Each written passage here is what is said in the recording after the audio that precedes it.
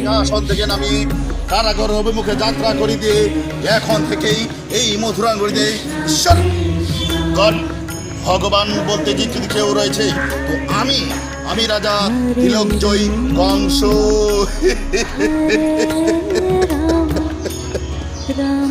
প্রতিদিনেও রাজসিংহাসন উপবিষ্ট হয়, কিন্তু কোনো দৈত্য শরীরটা এরকম ভারী ভারী লাগেনি, এরকম ঘুম ঘুম লাগেনি।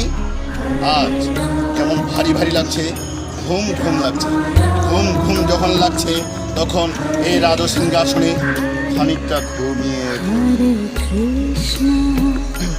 হ্যাঁ, এটা হচ্ছে কংসের ডায়লগ আর সৈনিকের ডায়লগ। এই সৈনিক এদিকে আসো, কিছু সৈনিকের ডায়লগ নিব না। ডায়লগ হোক, ডায়লগ হবো না। আমি কংসের সৈনিক। ঘরে আছো?